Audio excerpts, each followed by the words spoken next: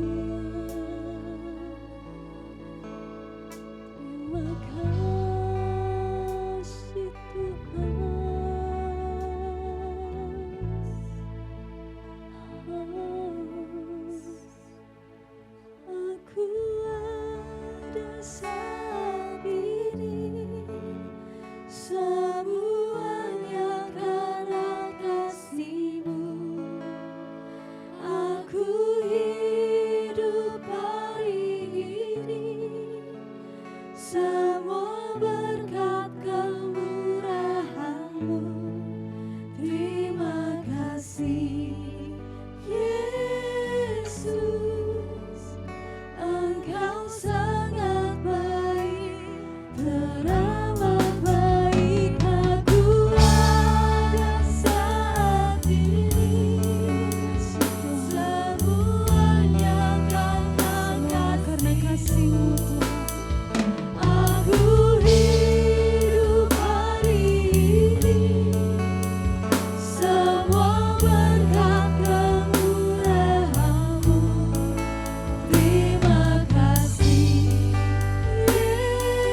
Yesus, Engkau sangat baik, teramat baik bagiku.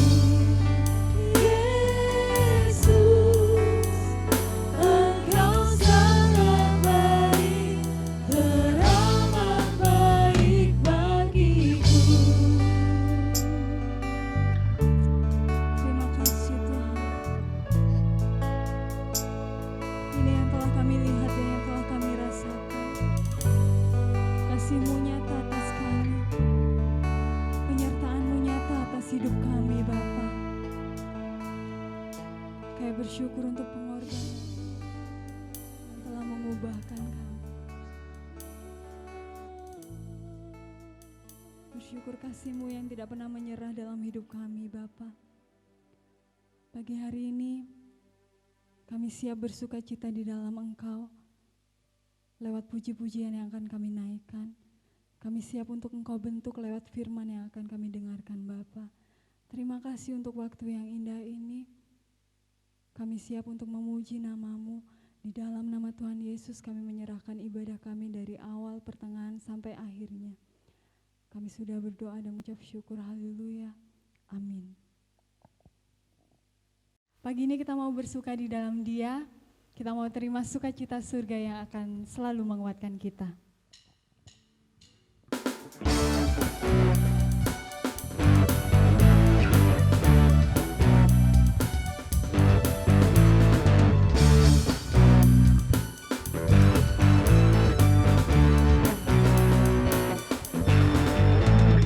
Terima sukacita surga, itulah kekuatan bagi jiwa.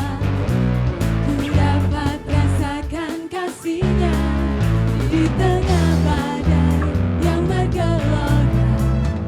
Terima sukacita surga, itulah kekuatan bagi jiwa. Ku dapat saksikan kuasa-Nya, taklukkan badai yang bergelora. Haleluya, Kau ada dalam hatiku, takkan patah semangatku, takkan hilang kekuatanku.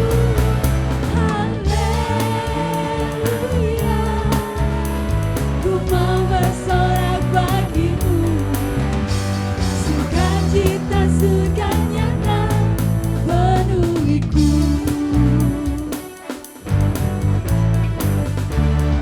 Sekali lagi kita mau katakan terima sukacita surga. Sukacita surga, itulah kekuatan bagi jiwa. Ku dapat rasakan kasih-Nya di tengah badai yang bergelora. Terima sukacita surga, itulah kekuatan bagi jiwa. Ku dapat saksikan kuasa-Nya, taklukkan badai yang bergelora. Haleluya, Dia ada dalam hati kita. Haleluya, tidak akan patah semangat kita, takkan hilang kekuatanku. Haleluya, ku mau bersorak bagi-Mu,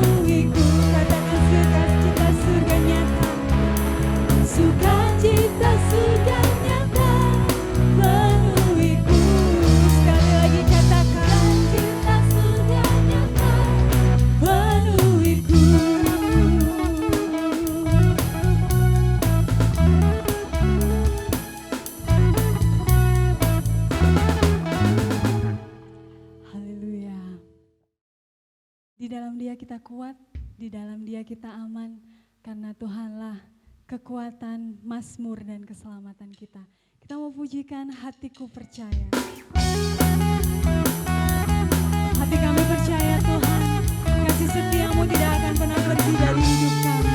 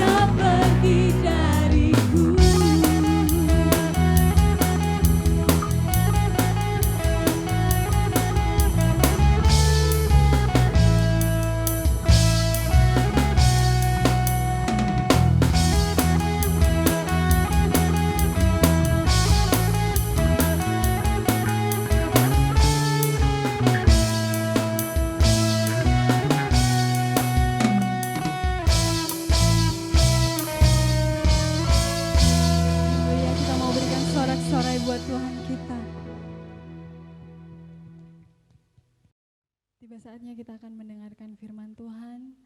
Mari siapkan hati kita, Bapak Ibu Saudara.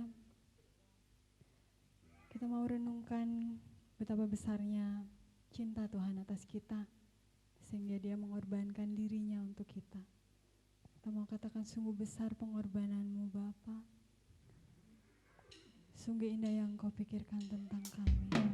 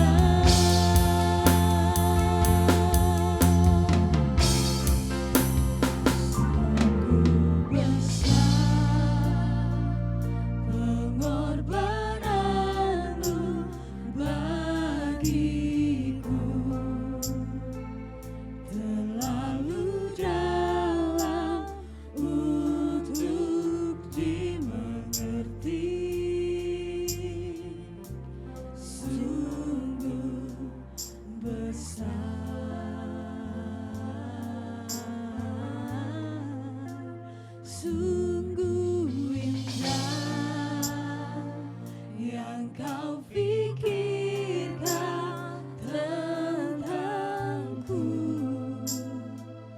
tak terselami bagiku. Sungguh indah,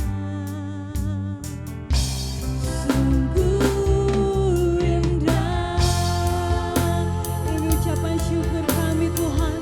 Sungguh besar pengorbananmu atas kami Tuhan. Pengorbananmu bagiku terlalu dalam untuk dimengerti. Sungguh besar.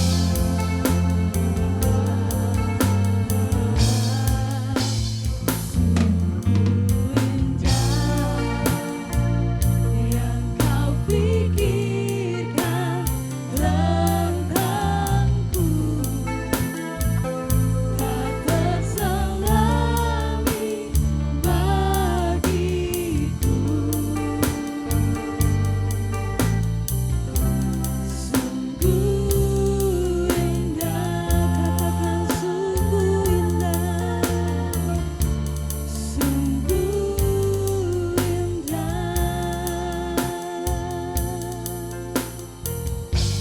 sungguh indah.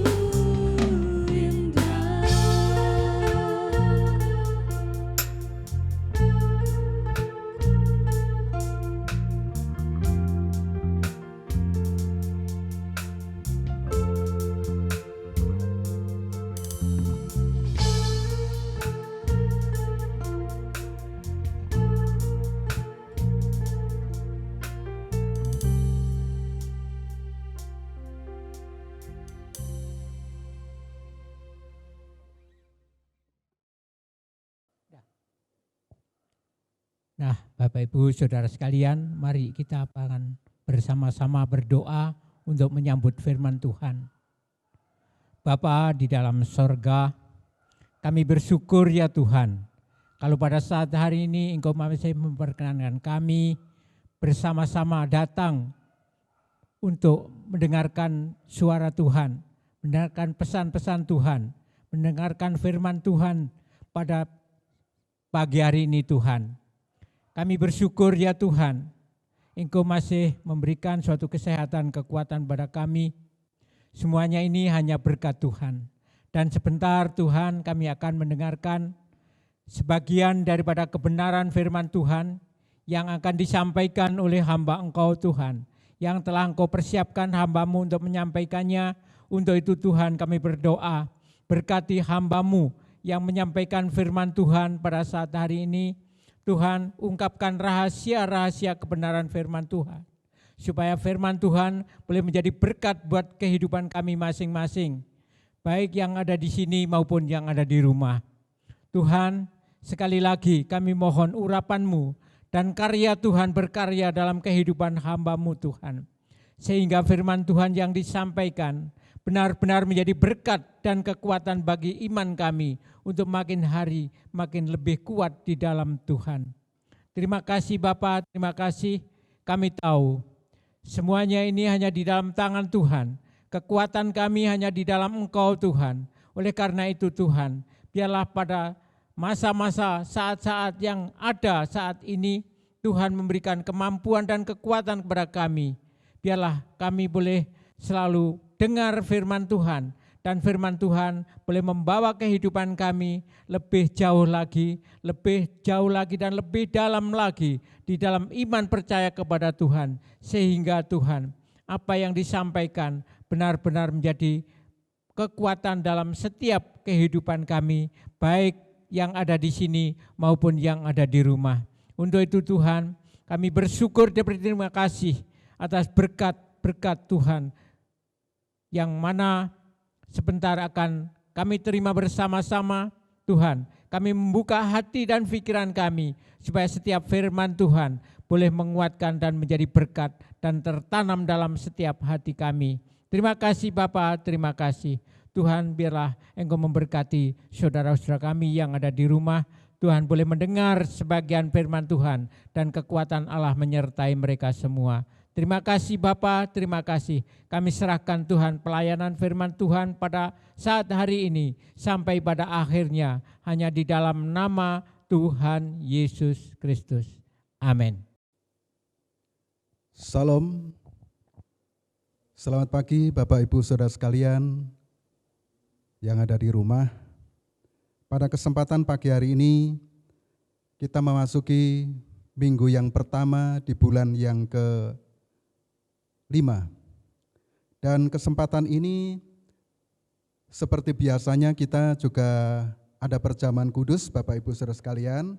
Jadi dimohon yang di rumah masing-masing siapkan perjamuan kudus, siapkan roti, kalau ada roti tawar, kalau tidak ada roti biasa, enggak apa-apa.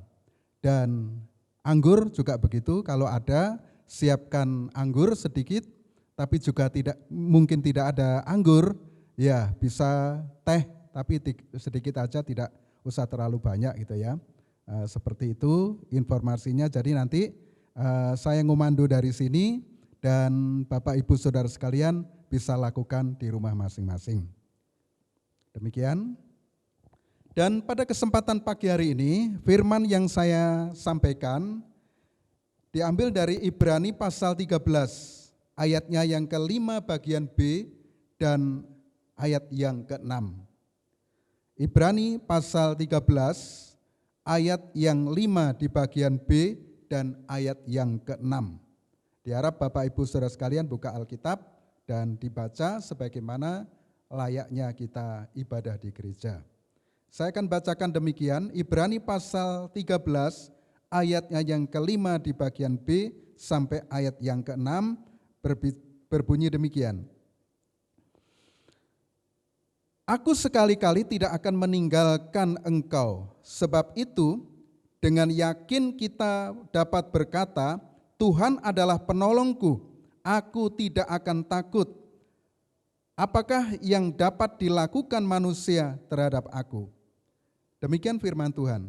Bapak Ibu Saudara sekalian, tema kita pada kesempatan ini adalah hidup dalam pemeliharaan Tuhan. Hidup dalam pemeliharaan Tuhan.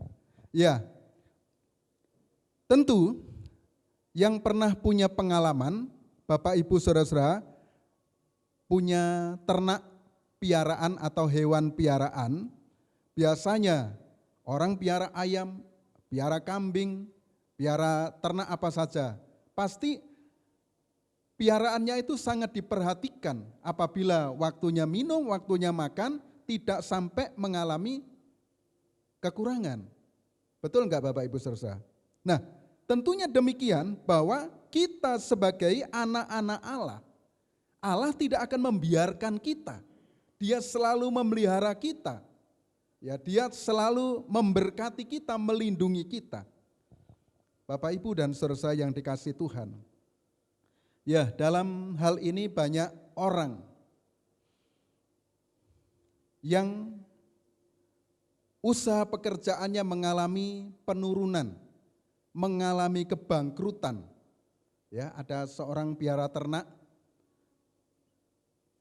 karena tidak bisa memberi makan ternaknya, maka sebagian dijual, sebagian dibagikan kepada orang lain.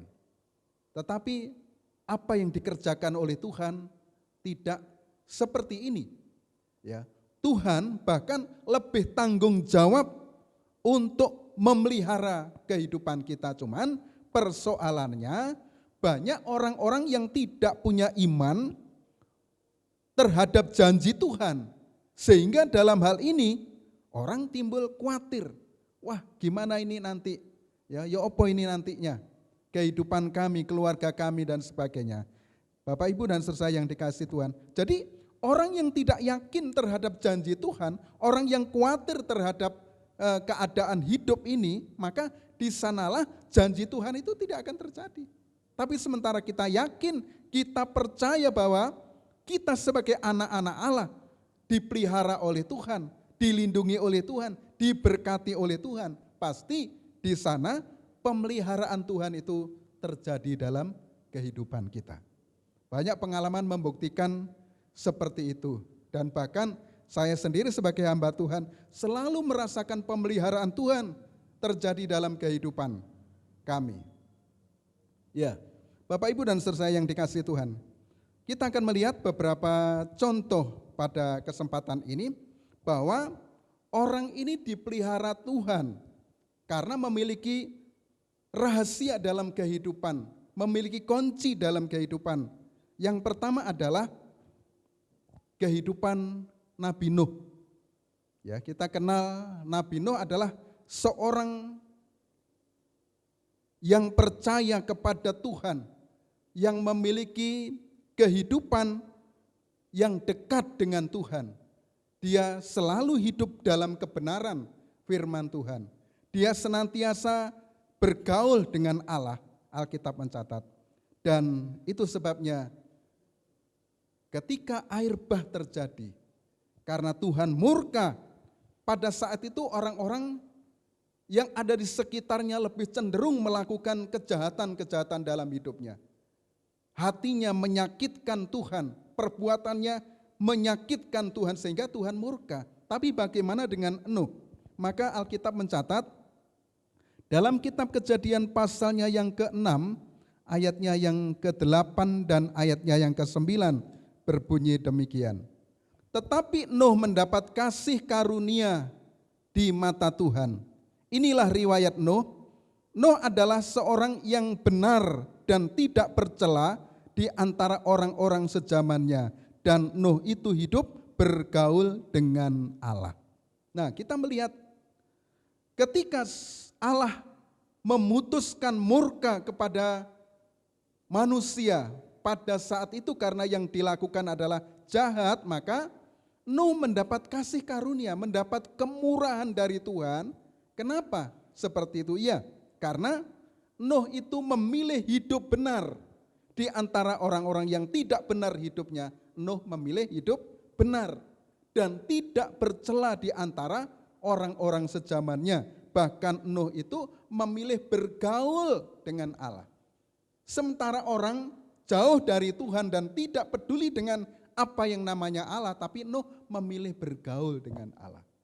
Inilah rahasia dan kunci yang pertama yang dilakukan oleh Nuh yang dipelihara oleh Tuhan, sementara ada air bah yang melanda bangsa dan negeri pada waktu itu. Oleh karena Nuh memiliki gaya hidup bergaul erat, dekat dengan Allah dan dipelihara oleh Allah dalam hidupnya.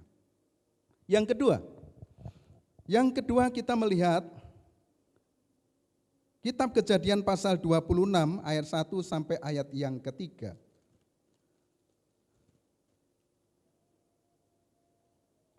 Di sana dikatakan demikian, Kejadian 26 ayat 1 sampai 3. Maka timbullah kelaparan di negeri itu. Ini bukan kelaparan yang pertama yang telah terjadi dalam zaman Abraham.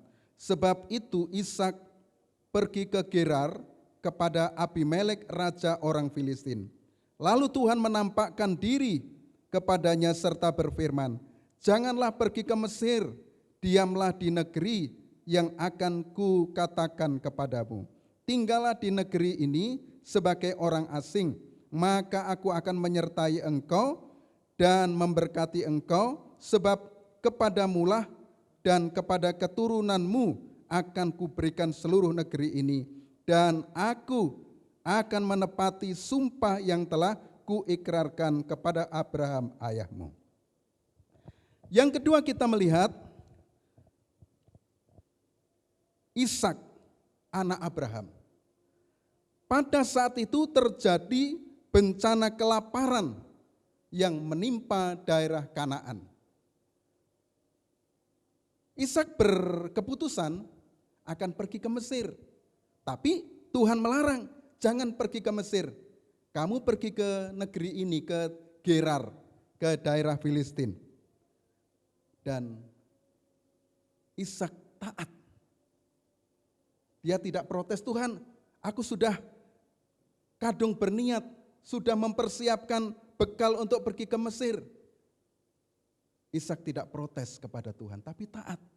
Dan apa yang terjadi? Karena ketaatannya Ishak kepada Tuhan, Tuhan berjanji, aku akan menyertai engkau. Aku akan memelihara engkau. Aku akan memberkati engkau. Meskipun pada saat itu kelaparan terjadi di daerahnya, tapi Ishak oleh berkat ketaatannya Tuhan memelihara, Ishak akhirnya taat dan bisa menabur di tanah Filistin, di daerah Gerar itu. Ishak menabur. Dari hasil taburan itu panennya banyak sekali dan kemudian Alkitab mencatat ia menjadi orang yang kaya raya. Menjadi orang yang kaya raya meskipun banyak proses yang harus dihadapi oleh Ishak. Tapi karena ketaatannya kepada Tuhan, Tuhan memelihara dan Tuhan memberkati. Saya yakin dalam kehidupan kita Bapak Ibu Saudara, kalau kita taat, pertama taat kepada Tuhan, taat kepada pimpinan.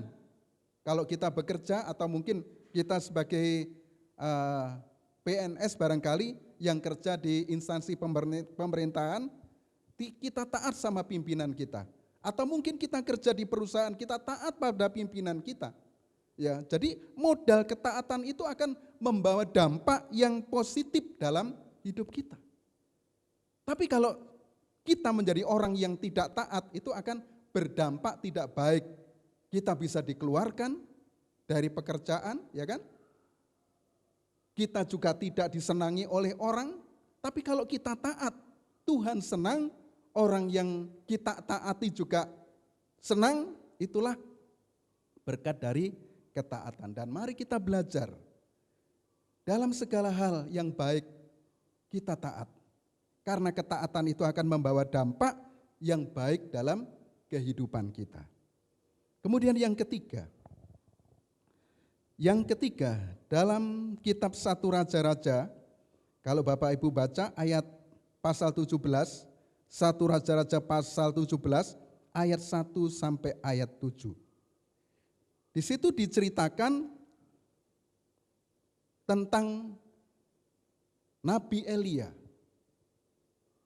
Nabi Elia dalam hidupnya itu betul-betul akrab dengan Tuhan. Sehingga ketika dia mendapat firman yang harus disampaikan kepada Raja Ahab, karena Ahab ini mestinya dia harus menjadi orang yang patuh sama Tuhan, yang taat sama Tuhan. Tapi justru Raja Ahab menyembah kepada berhala.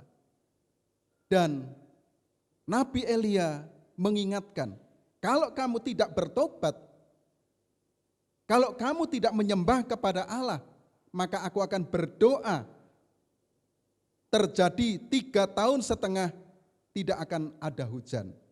Dan itu terjadi. Bapak, Ibu, dan saudara yang dikasihi Tuhan. Akhirnya daerah Israel itu terjadi kekeringan. Ya, terjadi kekeringan. Dan apa yang terjadi Bapak Ibu saudara?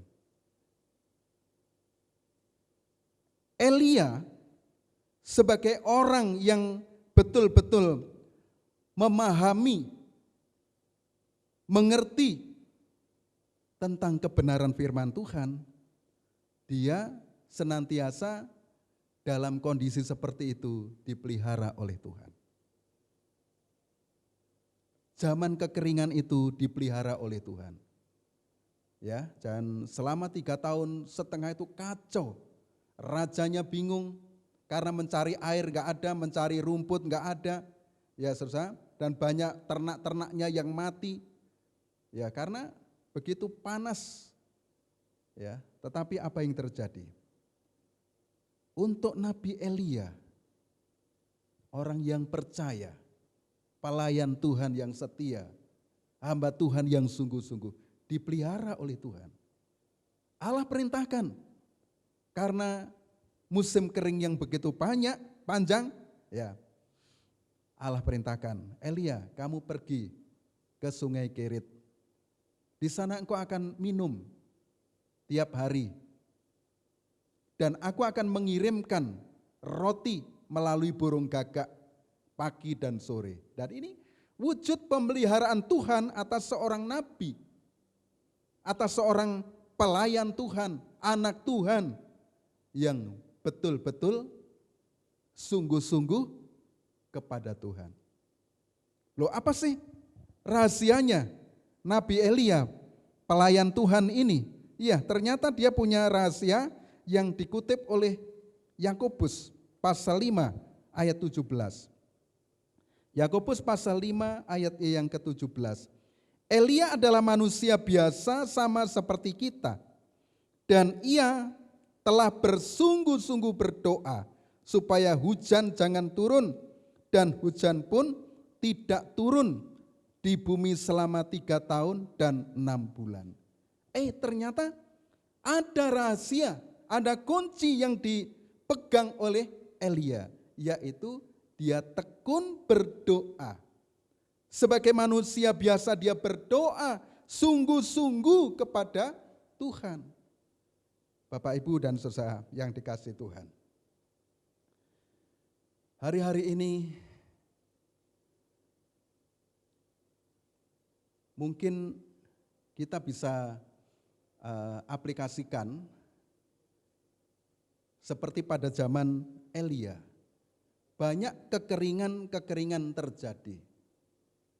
Barangkali yang kering itu bukan hanya karena musim kemarau, tapi siapa tahu yang kering itu adalah dompet kita, tas kita, ATM kita, perekonomian kita mengalami banyak kekeringan. Karena memang banyak pengusaha-pengusaha yang gulung tikar. Juga banyak pekerja-pekerja yang dirumahkan karena enggak ada yang dikerjakan. Habis bagaimana? Harus tinggal di rumah, di karantina. Semuanya kering dan kering. Nah, Bapak, Ibu, dan saudara, ternyata kalau kita belajar dari Nabi Elia ini, dalam kondisi seperti itu, dia berdoa, dan apa yang terjadi? Pemeliharaan Tuhan terjadi. Ya, saya tahu bagaimana caranya Tuhan memelihara. Tuhan memelihara. Inilah pengalaman yang dialami oleh Elia. Ketika sungai Kerit itu sudah waktunya kering karena mungkin sudah terlalu lama, Tuhan perintahkan harus pergi ke janda Sarfat. Ya, Bapak, Ibu, dan saudara, pergi ke janda Sarfat, di mana janda ini juga bukan orang kaya,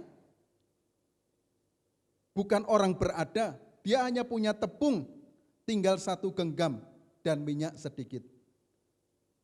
Dia berpikir bersama dengan anaknya, ayo kita cari kayu untuk kita membuat api dan kemudian kita akan membuat apam, membuat panganan. Nanti kita makan, setelah itu kita mati karena bahan makan sudah enggak ada lagi. Ternyata janda yang miskin, janda yang berputus asa karena bahan makan sudah tinggal terakhir, bisa dipakai oleh Tuhan untuk memelihara Elia. Dan ternyata janda ini yang dipakai ini bukan janda yang egois, bukan janda yang mementingkan diri sendiri. Ya, ketika Nabi Elia jumpa dengan janda Sarfat ini, Elia bilang, berikan aku minum, berikan aku roti. Dan janda bilang, ya, kami tidak punya apa-apa, hanya punya tepung sedikit dan punya minyak sedikit. Tapi apa ini artinya?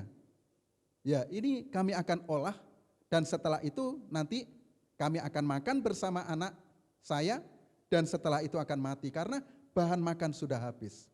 Bapak, Ibu, dan saudara yang dikasihi Tuhan, dari kondisi seperti ini, janda Sarfat dipakai oleh Tuhan. Ya, tadi ketika di Sungai Kerit, burung gagak dipakai oleh Tuhan untuk memelihara Elia. Memelihara orang percaya yang berdoa sungguh-sungguh, orang percaya yang setia kepada Tuhan, dipakai oleh Tuhan. Siapa burung gagak? Gambaran orang di luar yang tidak punya iman bersama kita atau punya iman sama seperti kita, bisa dipakai oleh Tuhan. Jadi alat, jadi sarana untuk saluran berkat bagi kita. Dan kita melihat janda Sarfat ini juga orang yang tidak egois, tapi ketika dia lakukan untuk Tuhan, walaupun tinggal tepung yang terakhir, minyak yang terakhir, dia rela. Karena dia tahu, untuk siapa ini saya lakukan. Kadang-kadang orang lebih mementingkan diri sendiri. Orang lebih perhatian pada kelompok dan golongannya sendiri. Sedangkan untuk Tuhan imannya bukan main. Tapi kalau kita belajar pada janda Sarfat ini, walaupun dia tidak kaya, tapi dia begitu cinta sama Tuhan, cinta sama pekerjaan Tuhan. Itu yang seharusnya harus kita lakukan di tempat ini. Bapak, Ibu, dan saudara yang dikasihi Tuhan. Yang keempat, dalam perjanjian baru seringkali kita membaca dalam Matius pasal 6 ayat 25 sampai 34. Di sana Tuhan Yesus sampaikan kepada murid-muridnya, jangan kamu khawatir apa yang kamu makan, apa yang kamu minum. Lihat itu burung pipit. Dia tidak menabur, juga tidak menuai, tapi Bapa di surga memelihara burung-burung pipit ini. Ini yang keempat. Artinya Bapak Ibu Saudara, burung pipit ini harganya murah. Ya. Harganya murah dan hampir-hampir tidak berharga. Tapi begitu Bapa di surga, kata Tuhan Yesus, memeliharanya. Apalagi kita sebagai anak-anak Tuhan, saya yakin kalau kita dibandingkan dengan burung pipit lebih berharga hidup kita. Begitu kan Bapak Ibu? Itu sebabnya mari jangan kita kalah. Ya, kalah dibandingkan burung pipit yang tidak ada harganya, dipelihara oleh Bapa yang di surga. Dan saya yakin kita semua pasti dipelihara oleh Tuhan. Tinggal bagaimana? Burung pipit itu tidak hanya tiduran di susuh sarangnya, tidak. Tapi burung pipit itu juga berupaya, bekerja, mencari makan. Tapi dengan disertai tidak ada rasa khawatir. Dan ternyata belum pernah kita dengar bahwa ada burung pipit yang jatuh karena kelaparan. Ya. Semua karena mengikuti kehendak Bapak, dia bisa terbang ke sana kemari dan tetap dipelihara dan tetap hidup. Ini adalah gambaran dalam kehidupan kita. Bapak, Ibu, dan saudara yang dikasihi Tuhan. Zaman dan waktu dahulu dan sekarang ini tidak beda. Ya, kalau zaman dulu ada kelaparan, ya, ada kekeringan, ada banjir, ya kan? Zaman sekarang pun juga sama. Nah, yang tidak sama itu adalah bagaimana kita menyikapi kondisi keadaan yang terjadi dalam kehidupan kita di hari-hari ini. Saya yakin Bapak, Ibu, dan saudara-saudara yang dikasihi Tuhan, masalah dalam kehidupan ini, manusia dulu, orang dulu dengan orang sekarang tidak beda jauh. Tetapi yang menjadi persoalan, Bapak, Ibu, dan saudara, orang ragu atas kemampuan Allah. Orang ragu atas kuasa Allah. Ini yang banyak kali terjadi dalam kehidupan ini. Ya. Karena ragunya orang tentang Tuhan, orang jarang menjalani hidup seperti apa yang Nuh lakukan. Bergaul dengan Allah, dekat dengan Allah, enggak. Mereka lebih jauh dari Allah. Lebih menuruti kehendak diri sendiri daripada menuruti kehendak Allah. Kalau kita lihat Ishak, di zaman kekeringan bisa menabur dan akhirnya berhasil oleh karena dia taat sama Tuhan. Dan marilah dalam kehidupan kita bekali diri, benahi diri menjadi orang-orang yang taat kepada Tuhan. Walaupun hari-hari ini banyak orang yang mengalami keadaan yang kering ekonominya, keuangannya, tapi jangan sampai kita pasrah dan menyerah. Mari kita belajar seperti Elia, berdoa sungguh-sungguh, ya, berharap sama Tuhan sungguh-sungguh. Ya, banyak orang takut di hari-hari ini karena ancaman virus corona, Bapak Ibu Saudara, dan kemerosotan iman pun malah terjadi di hari-hari ini. Ya, karena tidak pernah ibadah di gereja, imannya jadi merosot. Jangan sampai seperti itu. Mari kita terus bangun kehidupan kita, hubungan kita dengan Tuhan. Walaupun mungkin kita tidak bisa ibadah di gereja, tapi kita bisa berdoa di rumah. Ya, saya justru dalam kondisi seperti ini banyak waktu berdoa. Ya, malam hari sebelum tidur, tengah malam, menjelang pagi, dan pagi hari doa pagi. Ya, banyak waktu untuk digunakan berdoa. Nah, ini kesempatan kita sebenarnya untuk membangun hubungan kita, komunikasi kita dengan Tuhan.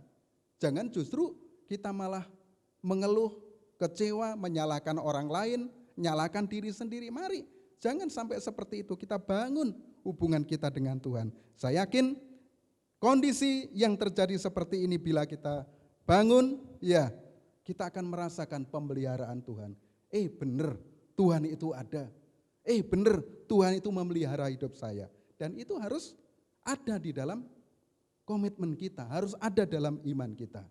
Ya, saya yakin ya dengan firman yang saya sampaikan ini akan membawa kita sebuah kesadaran, keyakinan bahwa Tuhan itu akan memelihara hidup kita manakala poin-poin yang kita terima melalui Nuh, melalui Ishak, melalui Elia, melalui burung pipit, kita akan dibuka wawasan kita untuk mengerti akan pemeliharaan Tuhan dalam hidup kita. Tuhan memberkati. Kita akan berdoa bersama-sama, Bapak Ibu Saudara sekalian.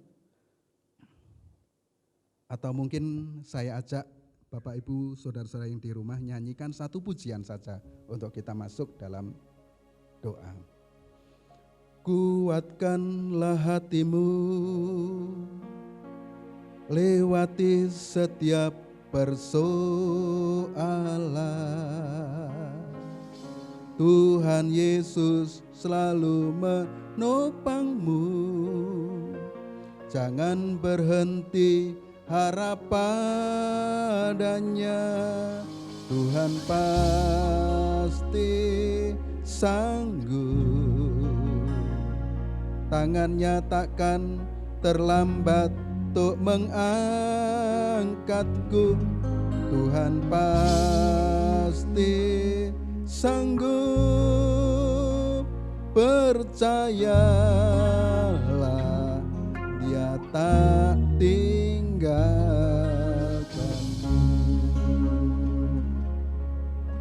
Biarlah pujian ini akan memberikan kesadaran bagi kita semua bahwa Tuhan sanggup.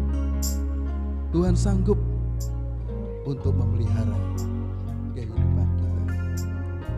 Tuhan memberkati. Kita akan masuk dalam perjamuan kudus.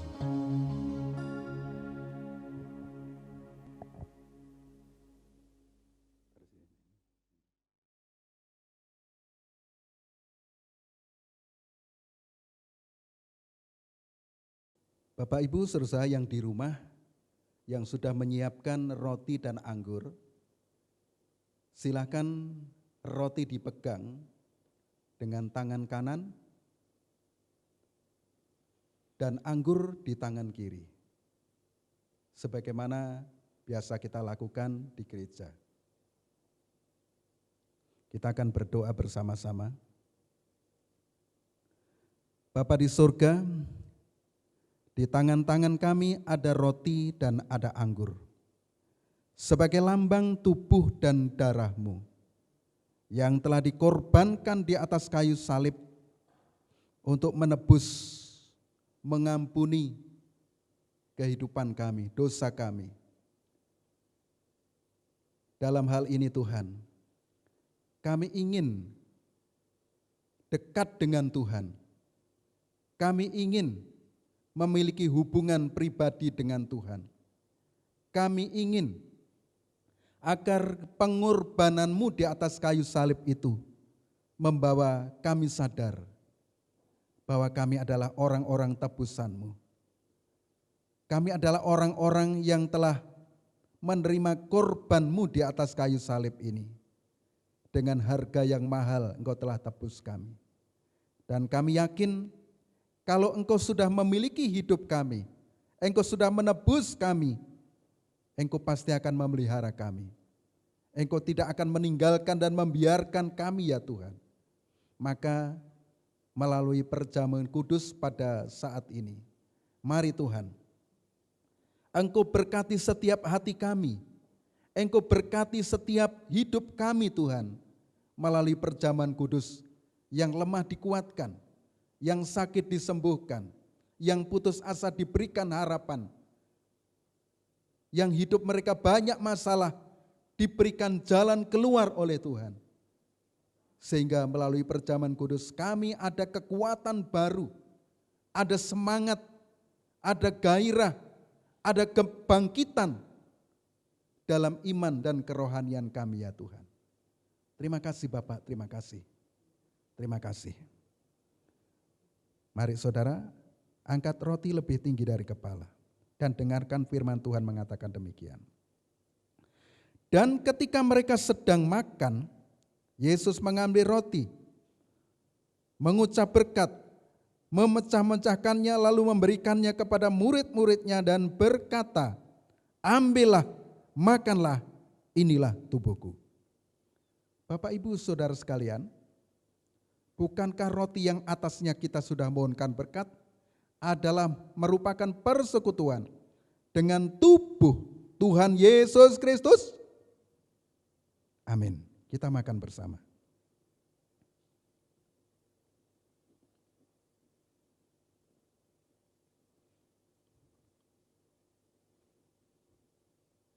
Angkat cawan anggur lebih tinggi dari kepala kita. Yakinlah, percayalah bahwa ini darah Tuhan Yesus Kristus yang telah ditumpahkan, dicurahkan, dikorbankan bagi kita semua. Firman Tuhan berkata, sesudah itu ia mengambil cawan, mengucap syukur lalu memberikannya kepada mereka dan berkata, minumlah kamu semua dari cawan ini. Sebab inilah darahku, darah perjanjian yang ditumpahkan bagi banyak orang untuk pengampunan dosa. Bapak, Ibu, dan saudara sekalian, bukankah cawan ini adalah merupakan persekutuan dengan darah Tuhan Yesus Kristus? Amin. Kita minum bersama-sama. Ya, kita mengucap syukur kepada Tuhan.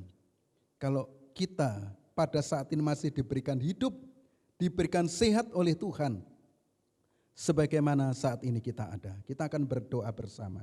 Bapa di surga, terima kasih. Kami telah mendengarkan firman-Mu, kami juga telah makan dan minum perjamuan kudus. Dan hamba yakin saat ini berkat-Mu sedang tercurah dalam setiap kehidupan kami. Untuk kesehatan kami, untuk iman kami, untuk keluarga kami, untuk pekerjaan kami. Kami yakin Engkau sedang berkarya melalui perjamuan kudus dan melalui firman pada pagi hari ini. Tuhan, terima kasih. Kami mengucap syukur kepada Tuhan. Terima kasih Tuhan, terima kasih. Terima kasih. Dalam kesempatan ini Tuhan, kami berdoa untuk keluarga-keluarga jemaat yang ada di rumah yang sedang mendengarkan firman dan melakukan perjamuan kudus. Berkati mereka semua Tuhan. Semua selamat dalam lindungan Tuhan. Wabah bencana alam virus corona tidak sampai menimpa jemaat-Mu. Tidak sampai menimpa anak-anak-Mu. Engkau melindungi mereka. Bagaikan perisai yang melindungi tubuh untuk selamat, demikian juga anak-anak-Mu.